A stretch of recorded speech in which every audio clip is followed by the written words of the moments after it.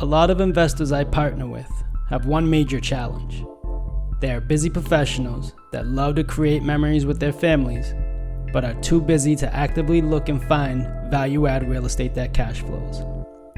Hey guys, I'm John Fortes, and I want to partner with you. I provide investment opportunities through apartment syndications that allow my partners to invest passively so they don't have to worry about trading more time for money. If you are interested in creating passive streams of income, wealth creation, and all the tax benefits that come along with investing through real estate, I encourage you to fill out the form at www.investwithfortes.com.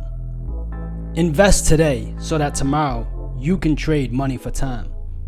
Once again, that's www.investwithfortes.com. And I can't wait to partner with you.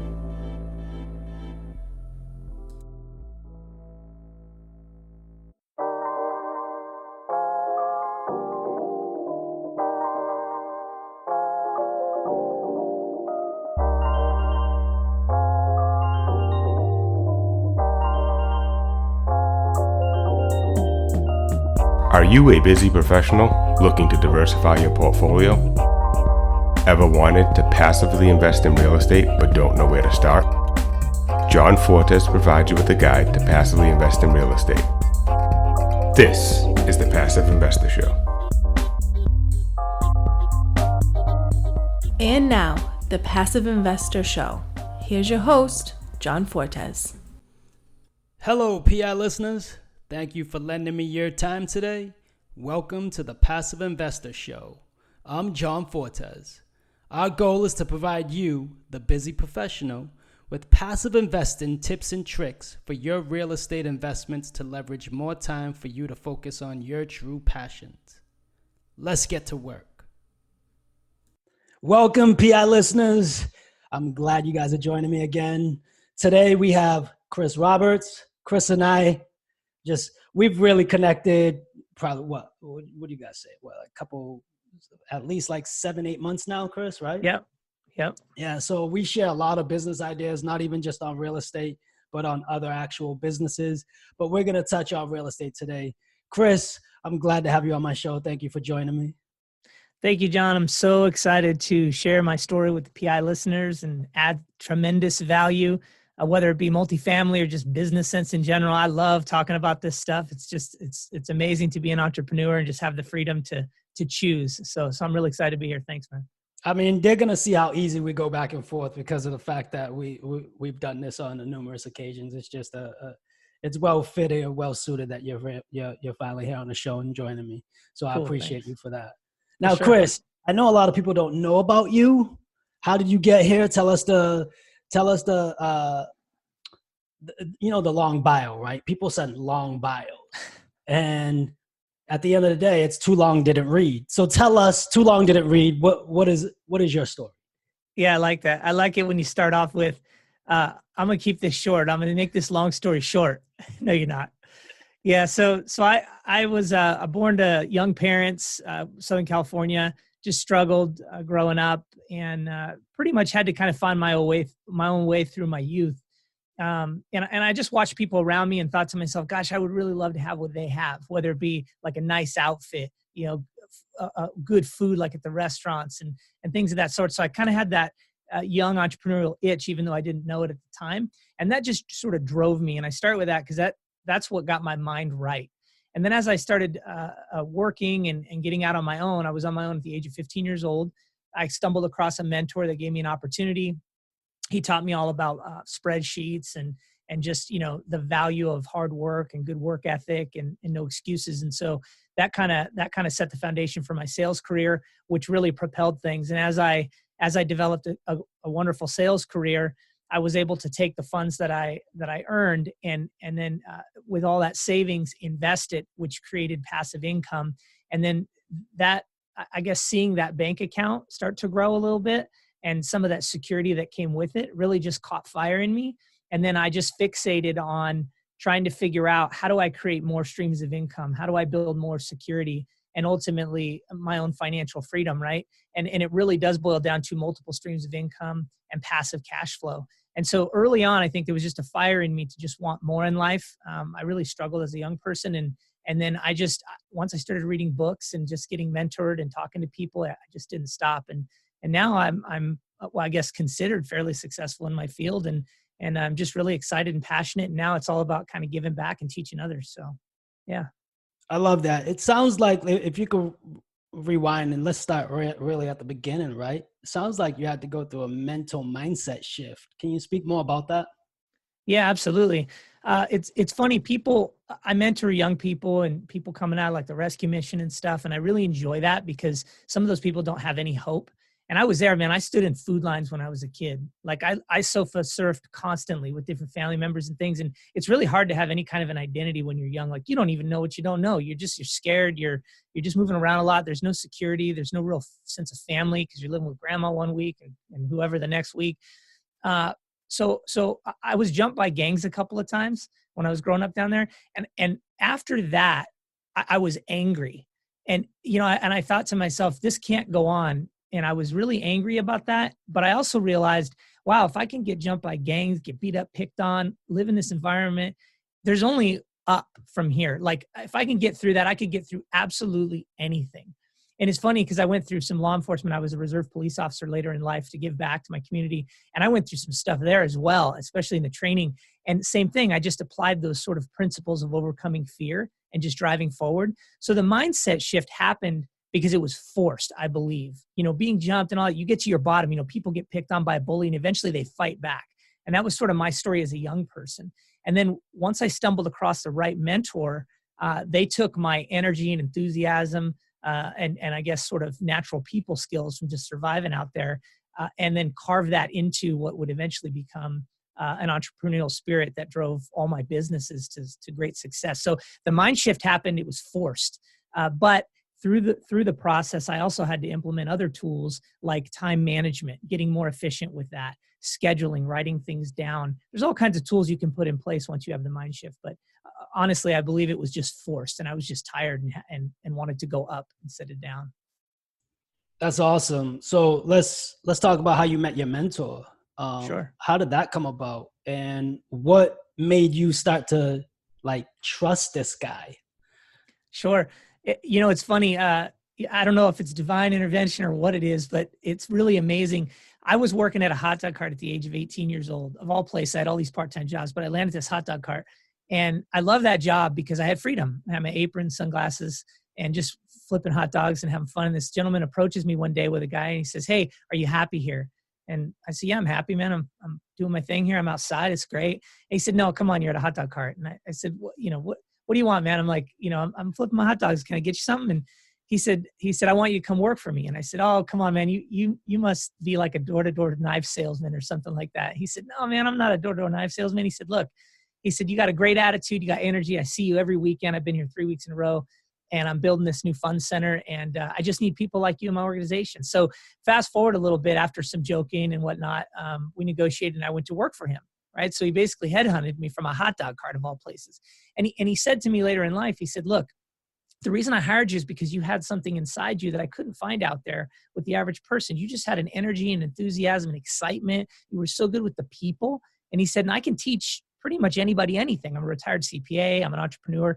I can teach people stuff, but I can't teach them to be charismatic and have fun and energetic and, just an enthusiasm." And so that right there is when I realized I had something to give. I had some value to add and to teach others, but I didn't quite know it yet. So he took me and for 3 years shared books with me, taught me about spreadsheets, really helped me understand business and building manuals and just things like that and accountability. And I would sometimes work up to 100 hours combined at his fun center and out at his property, cutting trees down. He had 11 acres and we had other employees out there working.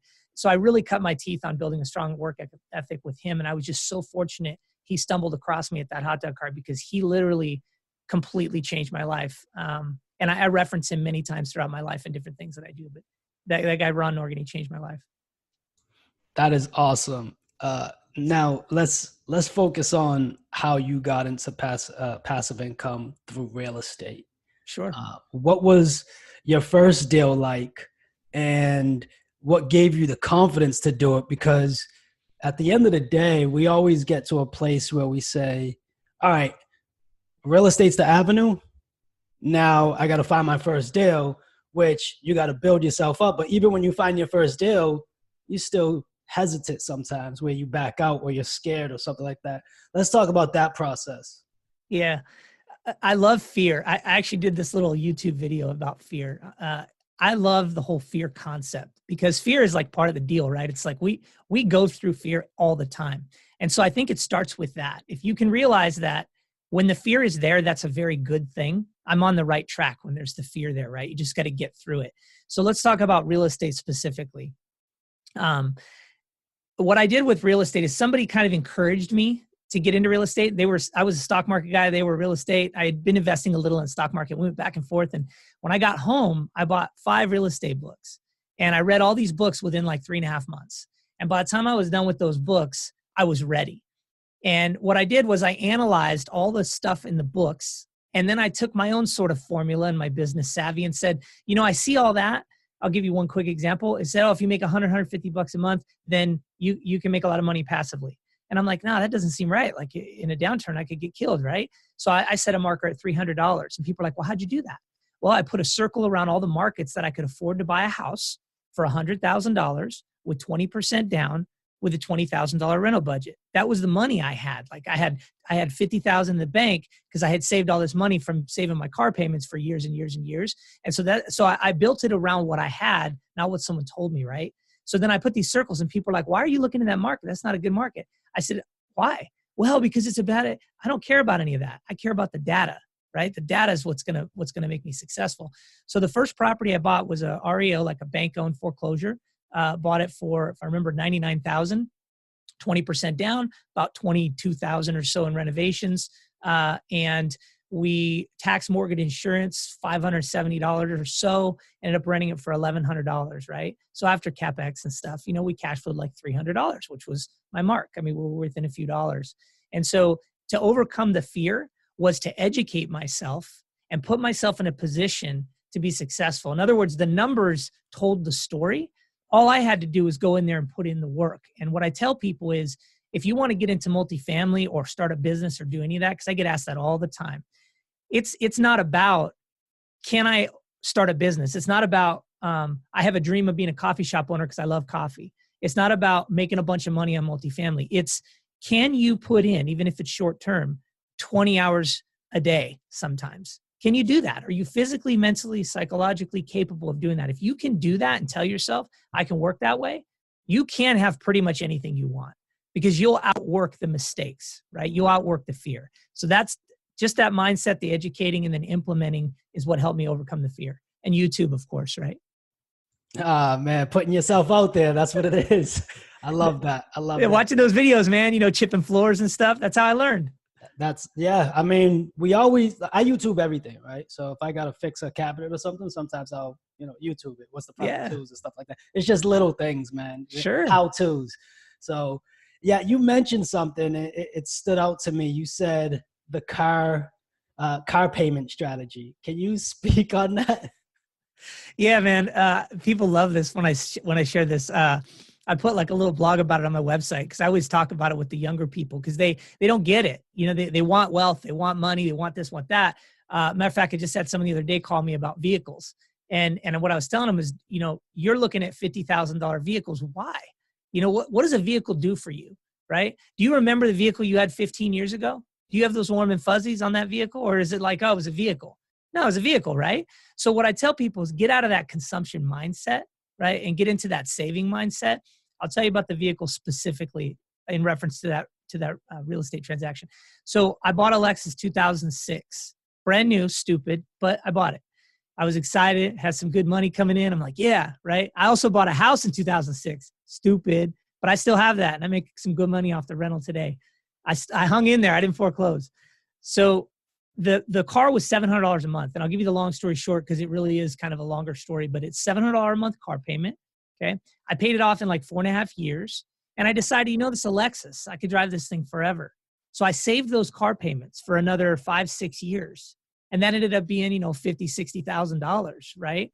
And that vehicle went up to 400 and roughly 30,000 miles. And I had very little maintenance because it was a very reliable, good vehicle. So I was able to take that money and build a little nest egg, right? And then when I was talking to my buddy, he said, "Why do you have cash?"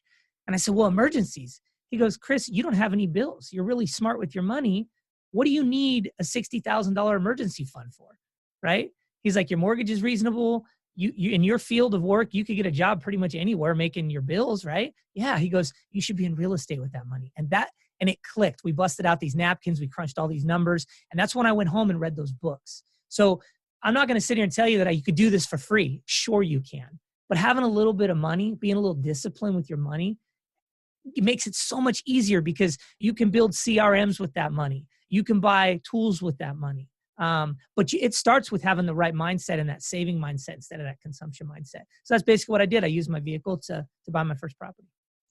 I love that strategy because you built a discipline by making those car payments, and you kind of rolled it into your lifestyle because you was already used to it, to build that into your savings. So it's kind of unique and cool to me. And a lot of people don't do that. They think of it as excess cash that's freed up now. Let's go do something else. Sure. So thank you for sharing that. Yeah, absolutely. So let's jump into, what are you doing now? What are you focusing on? So after several years of single families, duplexes, things like that, again, just staying very disciplined. I can't stress this enough. Like, I live well below my means. If I could just build real quick upon that Lexus story, I then, with some excess cash, bought my next Lexus, but I bought a 100,000 mile Lexus with a salvage title. Okay. A lot of people freak out about that. I bought it. It was rebuilt. It didn't have a frame damage. I bought it for 13,000 plus tax, shipped it. Right. So 14,000 all in, I pay cash. 100,000, I'll probably drive that thing for 7-8 years. Again, putting all that excess cash in my pocket. Right. So I continue to use all that car payment cash flow to reinvest in real estate. But after a while, I realized, like most people do in single family, man, this is a lot of work. I did some videos they're not posted on YouTube, but I did some videos that I had on YouTube at one point of concrete saws, cutting egress windows out, flooring. I mean, my fingers were so sore. I couldn't even, they were so sore. And I realized I can't do this forever. This is tough, and the time that goes into it. And that's when I started researching a little bit. I came across Michael Blanc's program, or actually not program, his interview on Bigger Pockets. I was a member of Bigger Pockets. That's how I actually got some of the original spreadsheets and things like that. And that's when it clicked. I listened to Michael and I was like, man, this guy, he's figured it out, man. And his energy and the willingness to give all that information. And I just decided this is what I want to do. I want to get into multifamily. And so one quick nugget on that. I listened to him. That week, I joined the Dealmaker Mastermind program. I downloaded all his videos, which I think are like 16, 18 hours or something. That weekend, Saturday, Sunday, I listened to the entire program. It was like 8 hours a day. Took notes diligently, was going on vacation that week. And then the very next week, I was out at one of his seminars to analyze the SDA and learn, and then signed up for the mentor program. And I'm all in, man. So. You took action. I love it. Oh, man. I love it. So what has that program led you to do today? The program, it's funny. I already had confidence. And again, the fear, I love the fear. I'm good at overcoming fear. I believe it's part of the process, but multifamily is a different animal. Now it's one thing to buy a few duplexes, 5-10 units. When you start getting up there in units, you can make some serious mistakes, especially when you're syndicating and bringing other people's money in. Personally, I'm dialed in my finances. I mentor people on finances. So I wasn't worried about money and all that, but it's all the moving parts, and you need someone alongside you, like bumpers, to guard you and protect you and sort of give you guidance so that you don't make those gigantic mistakes. So I jumped into the mentor program because I wanted a little extra security and support. Some people get into mentor programs because they want someone to drag them through a deal. It just doesn't work that way. You've got to have that passion, enthusiasm, and work ethic. And then if you get into a mentor program, they're going to guide you and support you and push you and nudge you. But don't go in there thinking they're just going to hand you deals. It doesn't work that way. And you'll just fail out in the street on your own anyways. So that's why I signed up. And as a result of that support, I ended up getting on to a 112 unit deal. And I also ended up getting onto a 104 unit deal that we're closing on today, which is really exciting. We have another 96 in the hopper and a few other things on the horizon. And I'm pretty much in charge of investor relations and infrastructure, CRMs and all of that. But I have my own company, if I may just reference it real quick, sterlingrhinocapital.com. And that company manages its own syndications. But when I first started, it was partnering with people and just kind of getting into their stuff and trying to figure out, well, how do I use the strength from this person, that person, this person? Now I've got my own company with CRM and all that, and we're on our way. That's awesome. That's awesome. So what we focus on here is passive investors. What is it that you're doing right now that benefits passive investors? Yeah, so a couple of things, actually. One, you have to create multiple streams of income. So have in your mind, okay, how do I get efficient with my money first in life?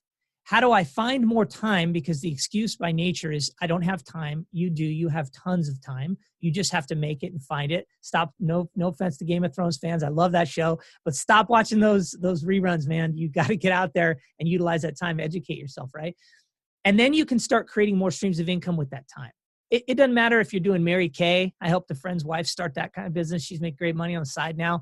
Or if you're doing a little rental property or a little side gig online, you have to create more streams of income. And so that's passive income generally, especially if you're really good at setting up the business model.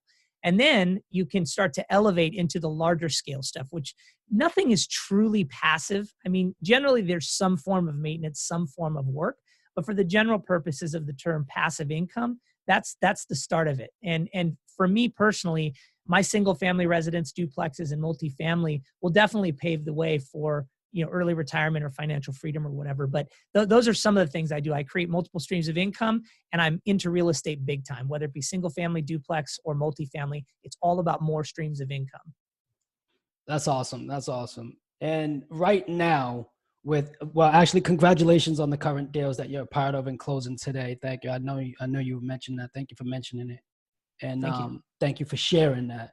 But what's some of the things that a passive investor can take right now and implement into their, I guess, business today, their passive business? What can they do today? Well, it starts with organization. A lot of people have energy and enthusiasm. Maybe they're excited. They want that cash flow. They want to spend more time with their families, right? Michael talks about that a lot. It's like spending time with your family. What's your why and all that? So I would say start with whether it's your why or it's a purpose, because that will help get you organized. A lot of people are focused on what they can't do. They're focused on all the obstacles in their way. It's so hard to look through the gray sky and see some light. But what I tell people is, start networking. Get on the Slack channels like with Michael Blanc and his mastermind program. Get on there and start talking to people. Like you, John, you're amazing, man. I mean, you and I started vibing, talking all the time. Just you were giving all kinds of information and very helpful. That right there is priceless, because that's going to help build your confidence and give you additional tools. So what I would tell any listener, any PI listener, is what you need to do is sit down and get your personal life in order, get your finances in check, focus on multiple streams of income, and start building systems to get you out there. Whether it be social media platforms or getting on Slack channels or joining mentor groups, going to seminars. Don't think seminars are the magic answer. You want to go to them, but don't just use those. Start putting things in action, and then get out there. Just start writing little articles, start having conversations, just share with the world, because you never know when somebody who is a sponsor of a deal or a syndicator that is just looking for that right person to build PowerPoints for them or to help out with underwriting or whatever is going to come along. And if you aren't out there sticking your head out there, you're never going to be seen. That's how I was found on my first deal. My first deal came around literally within 2 weeks of getting out of Michael Blanc's program and the mastermind program, just by networking and talking to people. And there were thousands of people doing that, but I just happened to be one of those people who was out there a lot. I mean, John, you and I were talking a lot. It's like, who's this Chris guy? Who's this John guy? You got to do that, man. And that's how you're going to be successful. What's funny is I was told to reach out to you because the person that told me to do that was literally seeing how you were moving in the background and just that took notice. I said, John, reach out to this guy. And then we became just talking. And one of the things I just want to kind of piece together in there is build your presence. You mentioned this in different formats, in different ways. You said it differently. Build your presence and network with people. And selfishly, I did it because I wanted to see how much I knew because of what I was learning. So I was a part of these private Facebook groups where someone would ask a question and my intent was be the first person to answer it at the time when I had the time to be able to do this, be the first person to answer it and see what the other responses are. If it lines up with that, great. If I got it wrong, I have a thing of learning. So if I'm wrong, I want to be corrected. So if I was wrong and I was the first person to be wrong, I wouldn't go back and erase that message. I would leave it. That's my learning point. A lot of people like to get on platforms of social media, and if they're wrong, they'll delete that. And I leave it there. Like, it shows my growth. It shows my contribution. Now, if I was wrong, the best part was everybody after me somebody after me is going to have it. And I was literally reading all the comments after that and learning as I went and building those practices into my own systems, into my own processes, into my own business. And it really, really took me a long way, really, really fast. So I wanted to say, I just kind of want to piggyback on that with building your presence online. So now it shows that if someone asks a question, you're not scared to be wrong. And that's the human nature of us, right? So I get it. We all want to be right. But at the same time, we are wrong a lot, but we learn as we go. So thanks for sharing that, man. Yeah, absolutely. All right. So Chris, last piece of advice. What are the words you live by? 3 quotes, whatever you want to provide for the passive investors. Here's your moment. Take it. Cool. So there, I can't tell you my offices. I have a little sound room upstairs and then I have office downstairs. My life and my offices are full of positive quotes and sayings. And I have canvas pictures with quotes with all the mountains I've climbed and stuff outside my office. Everywhere I go, there's positivity, there's encouragement, right? But there's 3 things that kind of stand out. One is a quote from Eric Thomas and I don't know if he's the original guy, but the long story short is a story he tells. And it gives me goosebumps when I think about it, because this is the mindset shift that you kind of have to have. Okay. His quote says something like, when you want to breathe more than you want to be successful, you'll be successful. Okay. So it's like you get put underwater and you want to breathe. And he has this great story. You got to look him up, that he tells. You're underwater. And like when you get up, you're this gasp, right? And it's like, man. And the guy says to him, this is a young salesperson, how do you feel? He's like, I just want to breathe. And it's like, yeah. And when you want to breathe that bad, when you want something that bad, you'll get it, right? But you have to fight for it. It's not just going to come to you. So you got to listen to that story. It's amazing the way he tells it, but it's that fight, right? It's that general underlying fight that you have to have. The other thing is a Stephen Covey quote, which I love, 7 Habits of Highly Effective People, amazing book. And it's, a satisfied need no longer motivates. And I love that saying because it goes back to the Lexus thing. I had to change my mindset. I tell stories about when I bought a Rolex and sold it, and I did stupid things, when I was younger, because I just didn't know.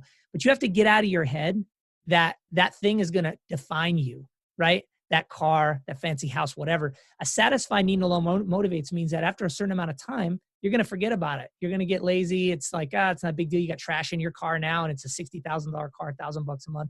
What could you do with that extra $1,000 a month? So I want you to really think about that, second one. And the last thing is just a mantra that I live by that I created, which is I am not a victim of my environment or my circumstances. Chris, man, thank you for sharing all that, man. I appreciate that. Eric Thomas quote really resonates with me. It's when you want to succeed as much as you want to breathe, that's when you will be successful. That's Eric Thomas. He is awesome. Stephen Curry, thank you for bringing that up. That book is awesome. And I love your mantra, Chris. I appreciate you for joining us on the show. PI listeners, you just discovered Chris. Chris, where can we find you? You can find me at www.sterlingrhinocapital.com. You could find me at LinkedIn or chrisdroberts.com. Reach out. I'll help you any way I can. Awesome. And real quick, Chris, as he's speaking about his house, he's in his office, and if you're watching on video, his background is all positive quotes. And I see one little book back there. What book is that? Oh, that's my book. It's You've Earned It, How I Refused Anything Less Than Success, and You Can Too. 100% of those book sales go to Feeding America, and Tony Robbins partnered up with us. So every dollar that gets donated, he matches and puts a dollar in there. He partnered with Feeding America, and I'm an enterprise partner of Feeding America. So all the money goes to charity. We fed almost 60,000 people, and there's just a lot of encouraging words. I tell my story. I talk a little bit about real estate and entrepreneurship in there. I love it. I felt compelled to mention that because I know you spent a lot of time working on that book, buddy. Thanks, man. Chris, thanks for joining us. Appreciate you, man, and we'll talk soon. Thanks, man. Appreciate it. PI listeners, I'm grateful for your time and I appreciate you for listening. For more information, go to PassiveInvestorShow.com. If any of this resonates with you, please subscribe and leave a review. The more you know, the more we grow. Thank you for tuning in. Till next time.